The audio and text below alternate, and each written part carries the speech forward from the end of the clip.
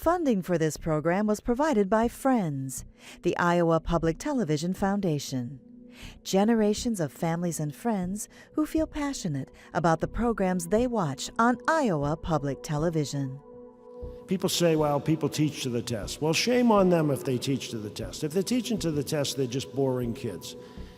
The schools and districts that had the best success and the most surprising success in Massachusetts aren't people that teach to the test. They are people who engage kids in the right standards. That's the bottom line. And so education reform to me is not MCAS. People say, well, education reform in Massachusetts is MCAS. No. Education reform in this country is kids engaged. Former Massachusetts Education Commissioner David P. Driscoll has had a 45-year career in public education and educational leadership. His reform efforts with the Massachusetts education system have led to a consistent annual improvement in student achievement. Currently, Commissioner Driscoll is chair of the National Assessment Governing Board. On July 26th in Des Moines, Commissioner Driscoll spoke at the Iowa Education Summit, conveying how Massachusetts became the top state in education reform and what steps the U.S. is taking to be a globally competitive leader. This is Intelligent Talk Television. Ladies and gentlemen, please join me in welcoming the esteemed Dr. David Driscoll.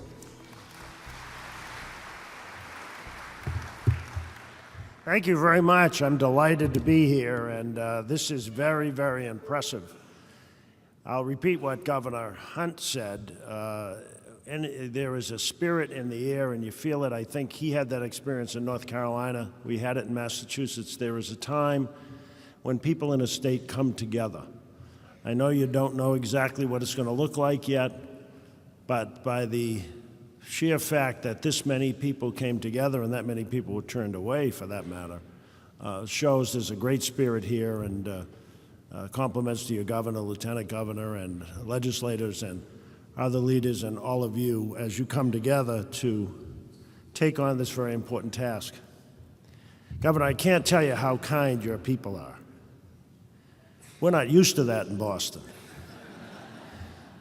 I mean, in Boston, if you serve 1,600 lunches, you'd have to make it all one. It'd either have to be ham or turkey. Otherwise, there'd be fistfights and people checking each other. I actually only have one complaint about you in Iowa. You all talk funny. I was talking to the young man that has such a fabulous voice that tells us all when to sit down and when to stand up. And he was telling me that he was dating a young woman from Boston. He said Gloucester, it's Gloucester. And her mother said to him, "Are you going to the party?" And he thought that was a pretty personal question.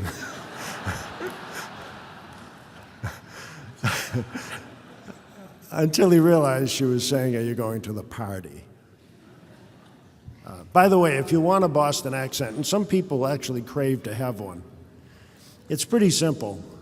We have no respect for R's. We think they're pretty much useless. We use 25 letters. So you just either eliminate R's or you replace them with H's. And thus park your car in Harvard Yard, which, if you've been to Harvard Yard, it's grass and walkways. I mean, it's one of the few places in Boston you can't park. I'm going to spend really just a few minutes talking about the Massachusetts experience, and I think it is instructive in some ways, but as has been said before, you know, you'll figure out in Iowa the way you want to go about things. And to the extent something in Massachusetts is helpful, then that's great. You're already at the first step, and that is the context, sort of the lay of the land that occurs. And in Massachusetts, we had had several, almost decades, or at least 10, 15, 20 years of frustration as people tried to come together to reform our schools, to change our schools. And it just never was able to be put together. And so there was a sense of frustration for a long time, and there were pieces of education reform that were passed here and there, but it never stuck. The context in Massachusetts really started with a nation at risk. And even though that was 1983 and we didn't pass our law to 1993, that really was the context. People really did, in Massachusetts, sense, and across the country, things weren't as they ought to be. We were losing our place in the world as the leader in education. And so you began to see across the country standards-based reform, and particularly in the Commonwealth of Kentucky. And Gene Wilhoit, who's here from the Council of Chief State School Officers, was actually a commissioner in Kentucky during the time of their KERA, the Kentucky Education Reform Act. And in Massachusetts, we stole liberally from Kentucky and others as we tried to put together our effort. The step you're at now, wanting to get it done, trying to figure out how to pull people together. And I think what your state superintendent, Jason, said is very instructive. This is not a time to find differences. This is a time to try and figure out how to work together. I'm a former mathematics teacher. I say it's not about division and subtraction. It's about addition and multiplication. And that's what we were able to accomplish in Massachusetts. To give proper credit, a catalyst for our reform was a business group, and in fact, an individual businessman who was very active in his local school district as a parent and very active in the local school district where his business was. And he did something that a lot of business people don't do, and he was a very successful businessman. He went to the schools. He talked to the teachers. He volunteered in classrooms. He volunteered in lunchrooms. He volunteered in the playground. He broke through. You know, sometimes it's hard for people, frankly, to be accepted in schools, but he certainly was. So he came at it with this knowledge of the business world, knowing intellectually that we needed to change the system, but recognizing just how hard it is. And that's what I would urge you to do here. I'm going to talk about some of the things that happened in Massachusetts, and they weren't necessarily initially pleasant. I always tell the story, I was burned in effigy. It doesn't hurt.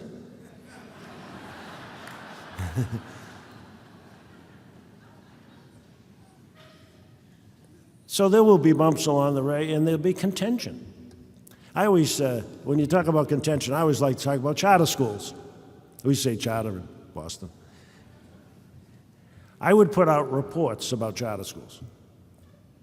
And the report would go out, and immediately, those that love charter schools would say, see, we're doing better than the average public school, yada, yada. This is the answer, so forth and so on. The opponents would say, see, they cherry pick, they don't have the usual challenges we have. And I would say, it's the same report. How is it saying two different things? But that's the challenge, isn't it? You heard Secretary Duncan talk about how you frame some of these discussions. Charter schools became a part of our law. It became an avenue for parents for choice. It is true that every child who goes to a charter school, there's a proactive step by some adult. And it is true that in some instances their student population doesn't reflect the neighborhood that they're in. On the other hand, I can take you to charter schools in Boston that have every bit the same demographics and are getting great results. And so it's a case of putting aside prejudices and trying to figure out how we all work together. In our case, that was a political decision that charter schools were capped, both in terms of the finances and in terms of the number of students in enrollment. And so there are those ways to figure out how to move forward. But choice and charter schools certainly are part of the mix in reform. When you think about this world and the fact that people enjoy choice and should enjoy choice to some extent. So Jack Rennie and the Massachusetts Business Alliance for Education commissioned a report, and they did research on the issues of education at the time. And the title of the report is instructive because it's the flip side of No Child Left Behind. The title of the report was Every Child the Winner. Kind of an interesting twist. And that report became the basis for the discussion and ultimately the Education Reform Act of 1993. So it was a long process. There was a lot of debate. The debate turned from rancor to cooperation. And again, as your superintendent said, I think that's what has to happen here in Iowa. So the law that was ultimately passed in 1993 had a basic paradigm, which was that the government was going to give to schools the tools that they needed. And sorry to say this, Governor, that included money. We had money. Well, I'm sorry because we had money in those days. The governor doesn't have money. We had literally hundreds of millions of dollars over a 7-year period that we put into the law. So that was huge. And that made a huge difference. And we also established a foundation budget so that the monies, most of the monies went to the urban centers. So there was this balance between we're going to give you the tools, whether it be professional development, whether it be monies, whether it be time. And in exchange for that, there's going to be an increase in accountability. So it was this tools versus accountability, and it runs through all of the aspects of the Massachusetts Education Reform Act of 1993. The law primarily revolves around 3 basic concepts: higher standards and expectations for students, higher standards and expectations for educators, and higher standards and expectations for schools and school districts. So that's easy to remember. Hard to do, easy to remember. So in the case of higher standards and expectations for students, we began, as I suspect you will, and you already have to the extent that you've adopted the Common Core standards, we started with the standards. We started with the curriculum frameworks. And we put together groups across the state, primarily of classroom teachers. And we said, what is it that we ought to be expecting of our students? And unlike most states, we set that pretty high. In fact, we set it, as it turned out, very close to the standards in NAEP. Remember that NAEP is an assessment framework, not a curriculum framework, not meant to translate back to the classroom. But nonetheless, you can gear to those skills in mathematics or reading that are inherent in the NAEP frameworks. And so our teachers in the various subject areas went about the business of establishing our standards. And when we rolled out our curriculum frameworks nationally, they were highly praised. We got A minuses from the AFT and B pluses from the Fordham Foundation. You can't do much better than that. And so we were pretty proud of that, but then, of course, is the major issue of the assessments. And in our law, we were to test all children in grades 4, 8, and 10 in the 4 major subject areas. Actually, foreign language was added. And the results in grade 10 were a prerequisite for a high school diploma, high-stakes testing. And so we gave the first test, the first MCAS test. And as well as we thought our standards were, teachers said, we don't see the connection. And so Massachusetts did something that I always say, we did it backwards, but we did it right. Our assessment people developed a document that mapped back to the standards. You're supposed to go the other way. But the assessment people knew the standards so well that they were able to show how to translate our standards into an assessment. And that's very important because when I look back, and I was part of the math framework committee, I was a leader of that with my math background. Our math frameworks, all these great grades, K to 4, 5 to 8, 9 to 12, what's a 6th grade teacher to do? What's a 7th grade teacher to do? And so I think this relationship between the standards and assessment is very, very important. And that's why, of course, these assessment consortia and their work is going to be so important in going forward. So we developed this bridge document. Then came 2001, when we gave the test for the first time for the class of 2003, which was the first class to be held to the high school standard. And 72% passed in English language arts and 68% passed in mathematics.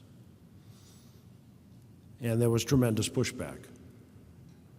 In fact, even my good friend Tom Pezant, the superintendent of schools in Boston, wondered whether we should delay the implementation of mathematics.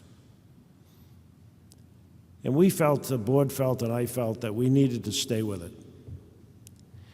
And I actually did something that, because I tend to be a pragmatist, I brought together some math teachers and math coordinators from Boston and Brockton. Brockton's a urban town. If you're a boxing fan, you know Rocky Marciano and Marvin Hagler. And it's a poor urban area, but they have strong math program. So I brought those teachers, bought them lunch. That's all you have to do for teachers. They're thrilled when you, of course, they're thrilled to be out of the classroom for a day too. And I had them pore over our standards and assessment, and ask them, in the final analysis, is it fair? Is it really fair? And at the end of the day, they reported, ironically, unanimously, both in Boston and in Brockton,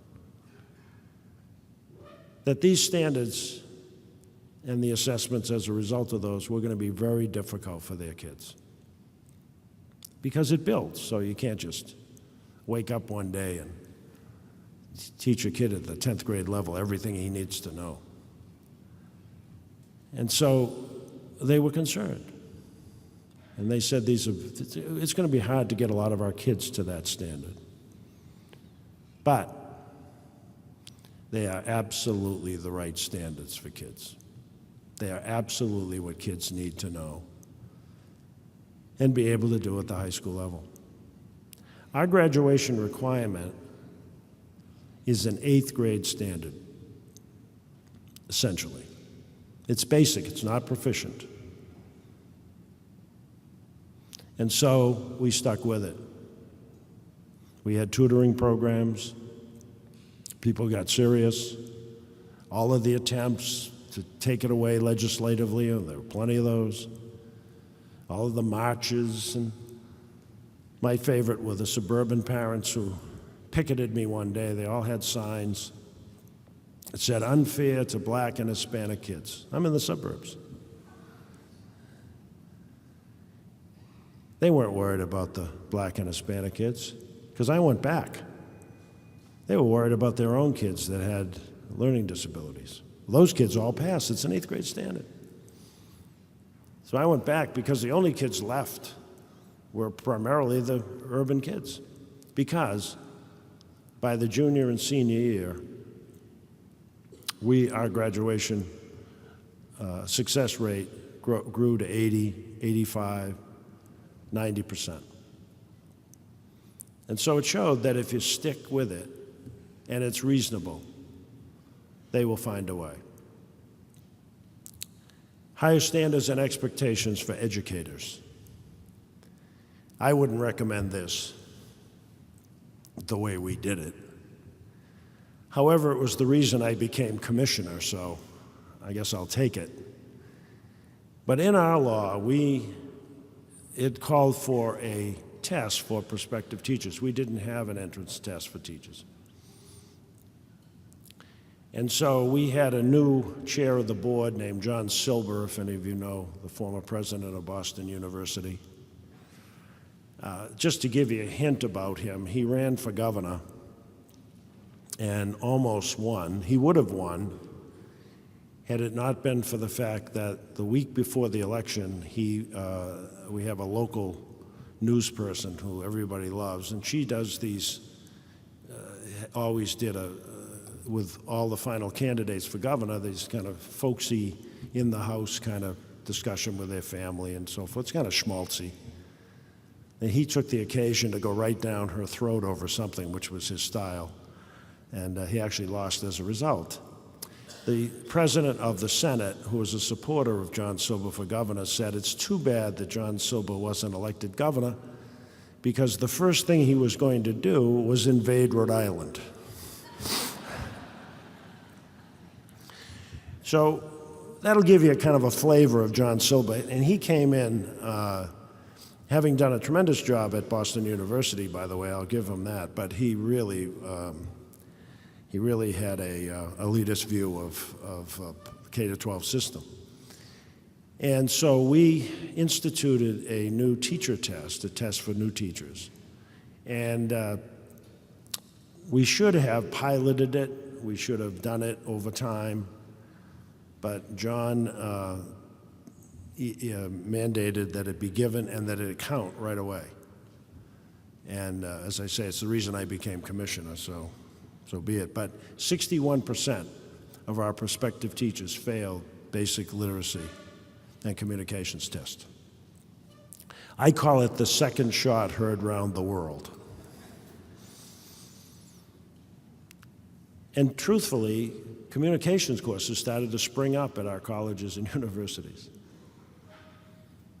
And more importantly than that, we started to realize that for our elementary test, those prospective candidates really didn't know a lot of mathematics. So I went out and talked to some of those young teachers. And they told me in Massachusetts, in the mid-90s, that the last course they took in math was as a junior in high school. They didn't have to take a course as a senior in high school because there was only 3 years of math in a lot of our high schools. They did okay on their SATs and they got into college, and they really never took a math course. They took teaching mathematics to the learning disabled. That's a methods course. And so we really uncovered, albeit in a crass way, and I wouldn't recommend it. There's better ways to go about this. But we did realize that content knowledge was lacking. And to this day, we have a specific mathematics test for elementary teachers. We have a specific reading test, fundamentals of reading for our teachers. And the same phenomenon as happened with students occurred for our teachers. The numbers went way up. And then finally, higher standards and expectations. Well, let me just digress for a minute, because I actually want to leave most of the time for questions. As I mentioned, I became commissioner as a result of that. There was a furor. John Silver actually ultimately stepped down. It was a 5-4 vote. Fortunately, we have in Massachusetts a student. We have a student. It's a full voting member. That student is elected across the state. And the student stuck with me, and I became commissioner. So he took advantage of that terrible furor. You know, sometimes when there's a negative like that. And I went around to legislative leaders and the governor, and I said, look, yes, we have a problem with content for classroom teachers, but is it really their fault? Isn't it about expectations in the system? And so therefore, shouldn't we fix it with them? And so we established what I called the 12 to 62 plan. It were educational quality programs all the way from middle school kids all the way up to retirees. And you heard Jason talk about the bonus program. We actually set up a Teach for America of our own. It was called the Massachusetts Institute for New Teachers. So we turned a negative into a positive. National board certification. We started to pay a stipend for that. We had 7 at the time. And eventually we had hundreds, heading to thousands when the economy tanked and they took the money away from the 12 to 62 plan. Higher standards and expectations for schools and districts. Here, we looked around the country and we saw an accountability system that made a lot of sense to us in, of all places, Texas, where they really talk funny. But we liked a couple of things about that system. First of all, it disaggregated the data. And in Massachusetts, that's important because we got away with our pretty good scores for a long time. But hidden under there, of course, were the terrible results for Black, Hispanic kids. Poor kids, special ed kids, ELL kids. Secondly, they had this system of gradually making progress. They called it adequate yearly progress. We thought that was pretty good. And so we adopted the Texas system. And I have to tell you, it was very successful. But as you know, it then became the law of the land, no child left behind. But we did something in Massachusetts that they didn't do in Congress, or they did something in Congress that we didn't do. We set our goal at 2020. And it was a nice little hypotenuse in the sky, I call it, a nice little slope. And so schools really did have a chance to make adequate yearly progress because it was a reasonable amount of improvement. Congress, for whatever reason, and I defy anybody to give me a logical reason, picked 2014, as you know. And we've seen this phenomenon across the state, across the country, worse in Massachusetts because of our high standards, where schools are not making adequate yearly progress and they are term failing. And so it was unfortunate, in my judgment, that they did not establish a reasonable rubric. Because I do think, in our judgment, it did work. Because the school focused, first of all, on their subgroups, secondly, on the actual scores and the actual questions that were making a difference in either mathematics or reading. So that essentially is the Massachusetts story. Higher standards and expectations, and then sticking with them. It's very rare that I don't do an interview, or when I was commissioner did a speech or something, and the questions, you open up for questions, and typically, and it's come up here at this summit, the question of parents has come up. What about the role of parents? And we know how crucial that is, and we know how tempting it is to use as an excuse. I want you to think about the fact that if we as educators step forward and do the right thing for kids, whatever that is in Iowa, you figure it out. But I'm here to tell you, you don't have the right standards now. You figure it out. What can kids truly accomplish? How can they accomplish it? And you stick with it. And you make the parents respond to you. Never mind the parents being continually so easy on their children. You know, we see in America this issue that kids don't understand that they need to work hard. They asked Bill Russell once why he thought he was such a great basketball player. He said, "The good Lord made me 6'11". I have especially long arms, especially long hands and fingers. I had a certain speed, agility.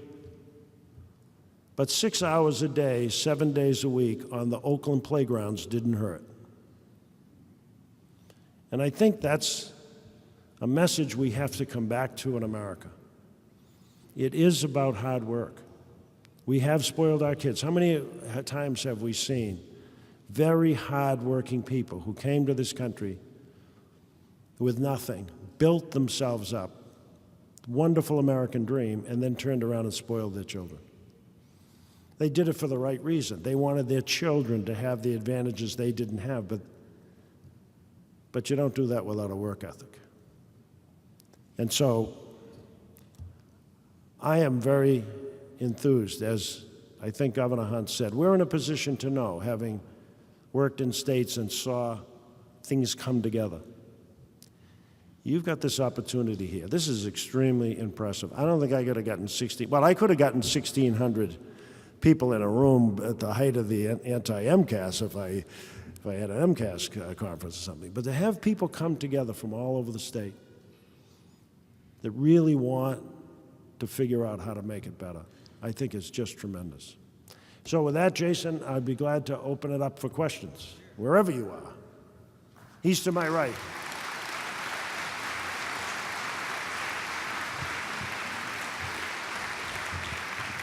By the way, as Jason gets settled, I said he came from my right. I know he'll, in terms of politics, if you want to know where I stand, those of you that were here yesterday, you had Governor Christie and you had Linda Darling Hammond.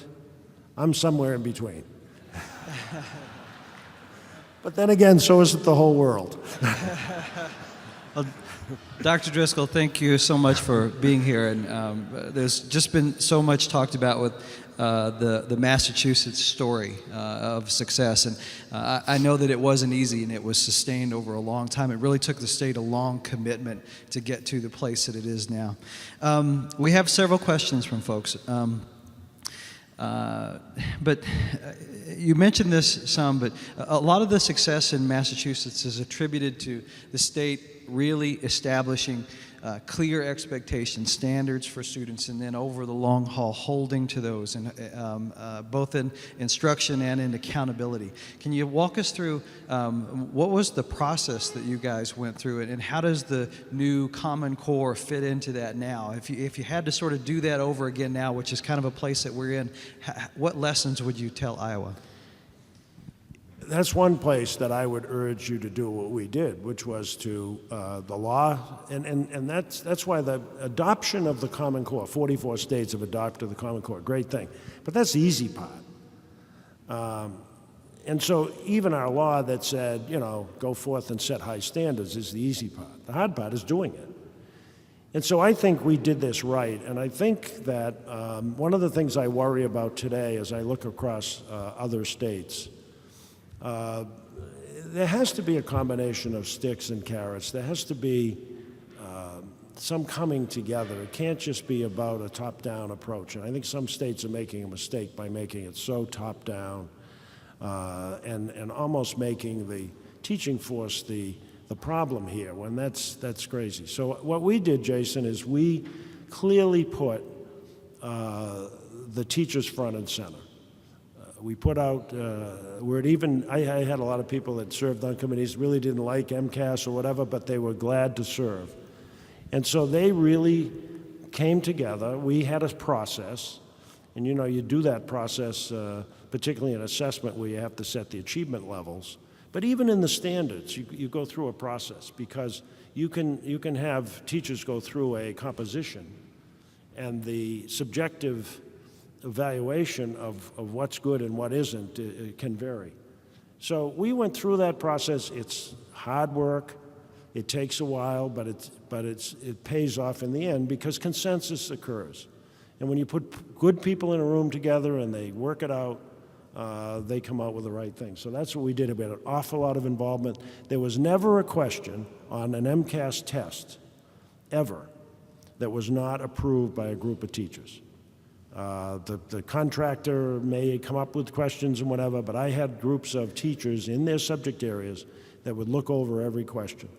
And so I think that kind of involvement's important. Puts a lot on you, Jason, as you start to implement things across the state. It takes longer. It's messy, but it's the right thing to do. Thanks.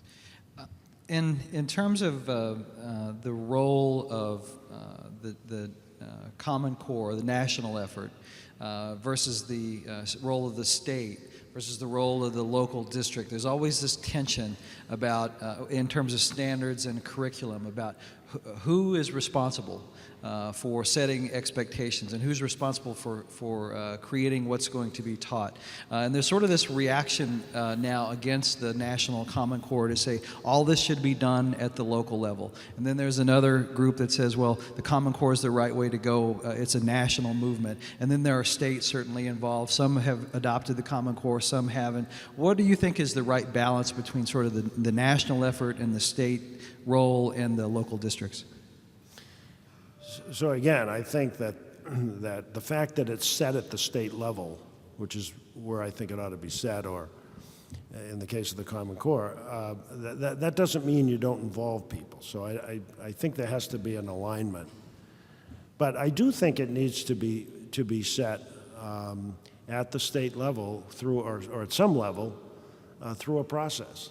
And I think the Common Core is a perfect example. If you look at the people who did the English language arts and mathematics standards, they clearly used NAEP, they used Singapore and Finland, they used in Massachusetts we were changing our frameworks. They actually used our old and our new frameworks.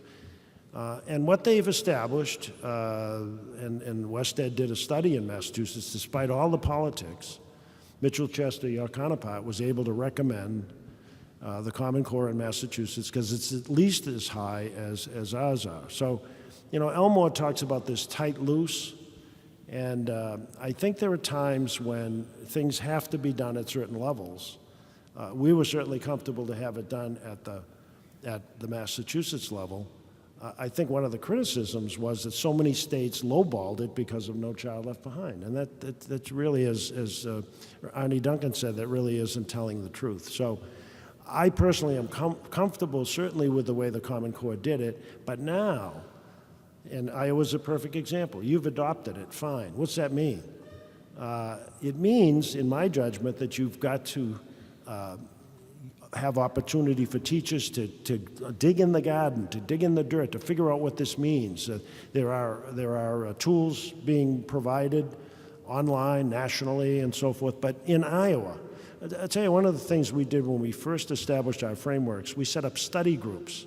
We gave schools $500. I don't know, they bought coffee or something. I don't know what they did. But they set up study groups at the school level to look at what our standards meant and to talk about it, and we had materials developed and so forth. So that it's that process that I think you have to go through to make the Common Core standards come alive. Don't just adopt them and let them sit up on a shelf somewhere and then trot them out when you give the test. We release our entire MCAS test every year, and we give you the right answers. And every question is tied back to a standard.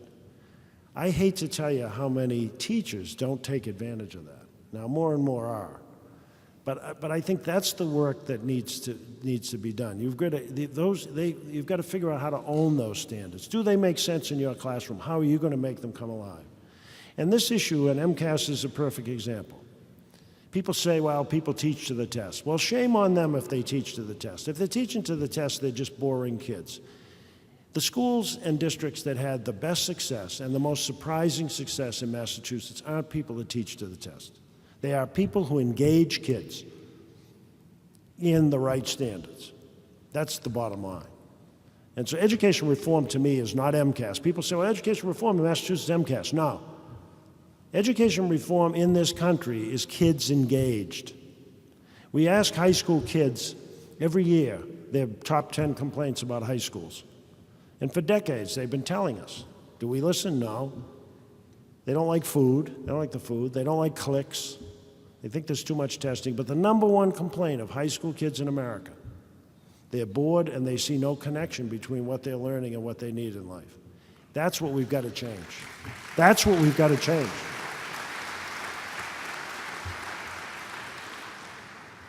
Sorry, I'll try to be shorter. Thank you. No, please.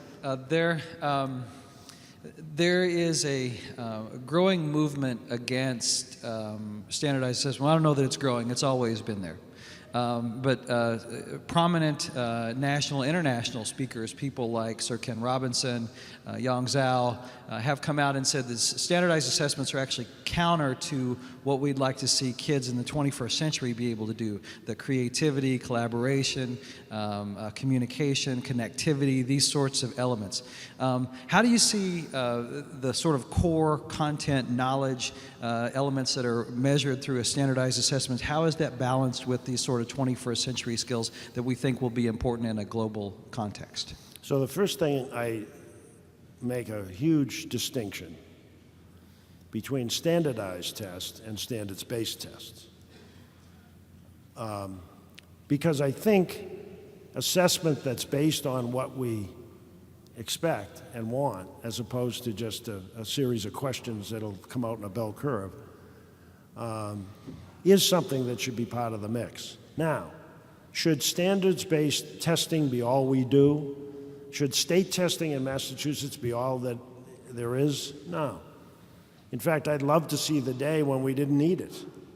I mean, a lot of schools don't pay attention to SATs.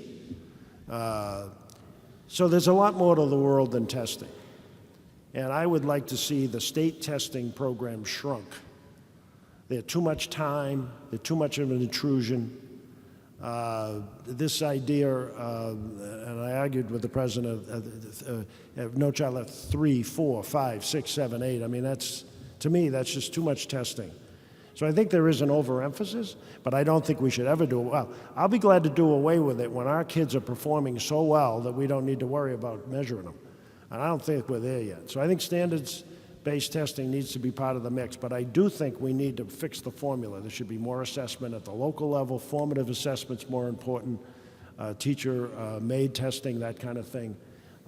So I think right now we're in an overemphasis on standards-based testing. Thank you. There have been several questions from the audience about, I mean, this has been a long haul for Massachusetts. The state has been engaged in improving its education system for 2 decades now.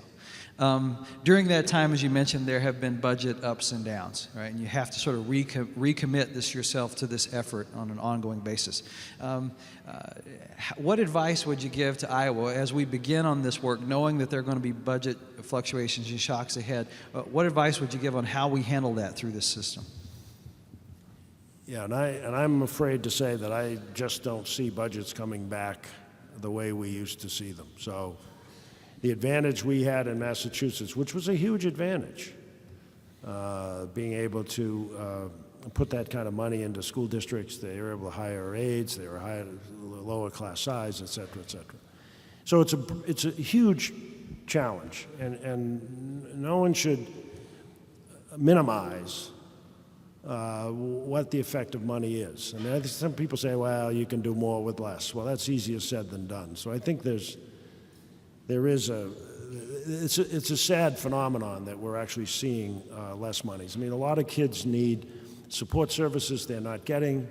You know, it's very hard to learn if they haven't had breakfast or whatever, and so forth and so on. However, it is what it is, and I don't see it changing tremendously. It will make a difference. It won't allow us to go as far as we should go. And I personally think we're making a big mistake in America, but this is I'll show my politics. I think we should be investing in education much more than we are. We should be investing.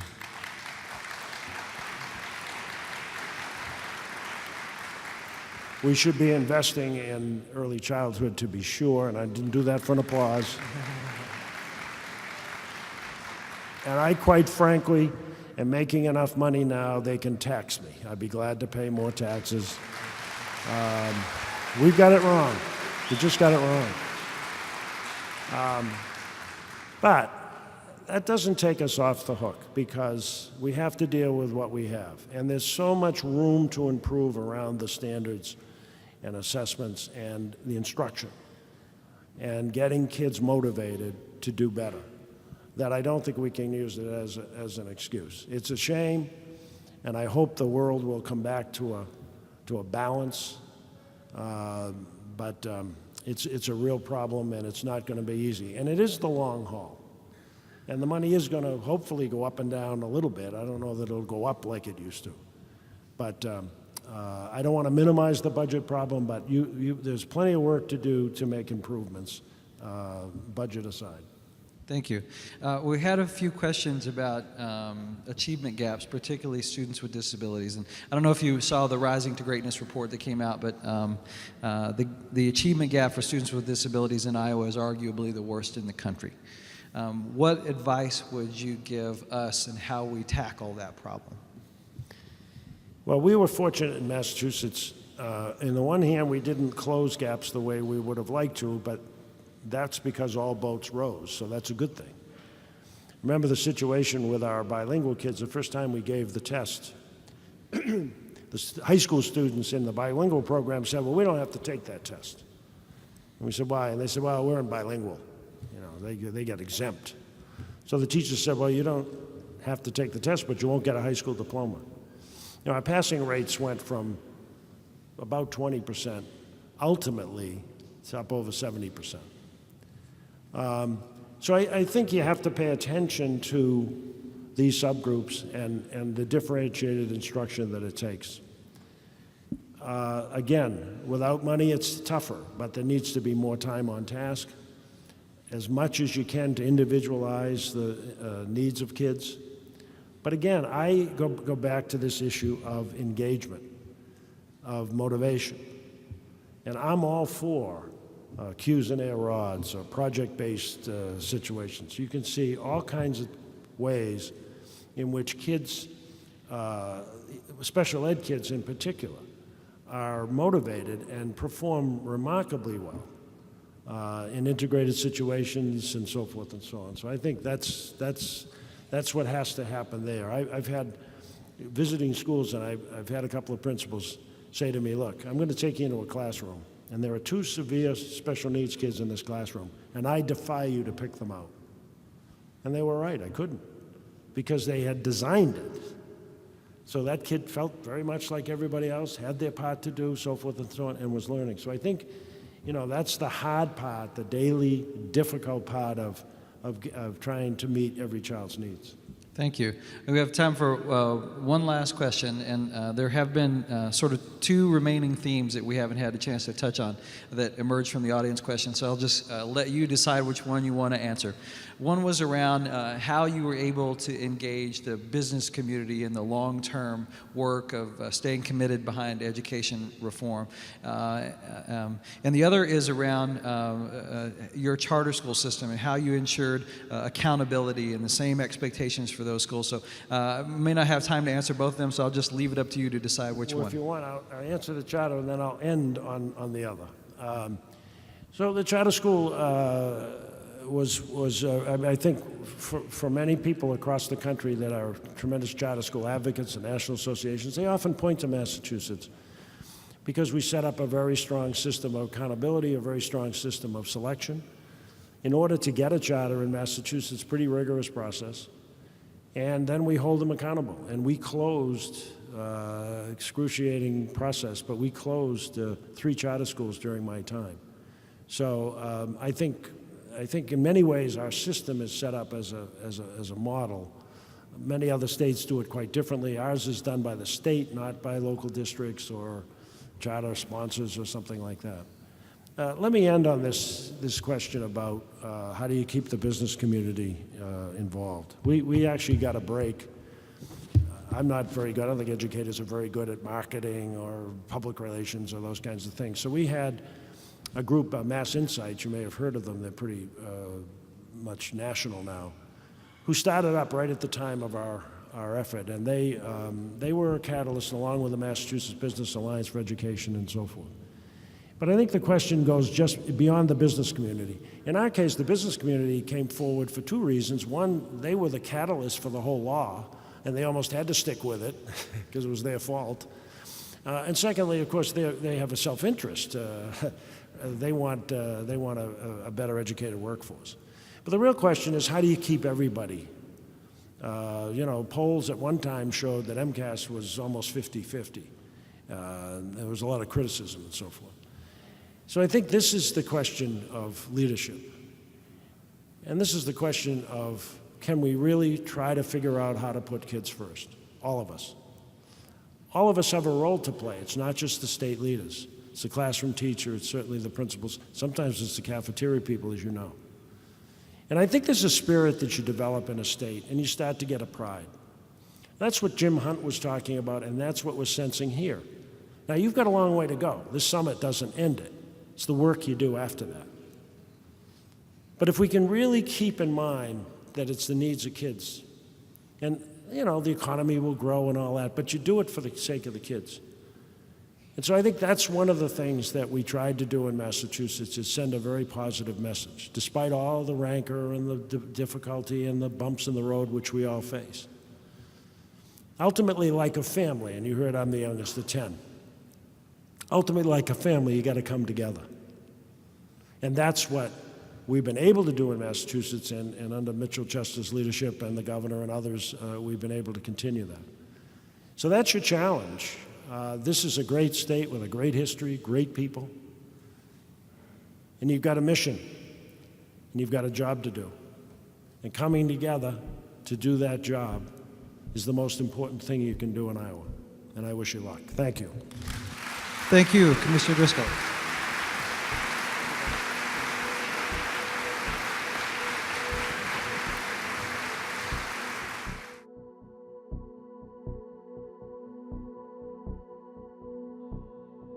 Funding for this program was provided by Friends, the Iowa Public Television Foundation.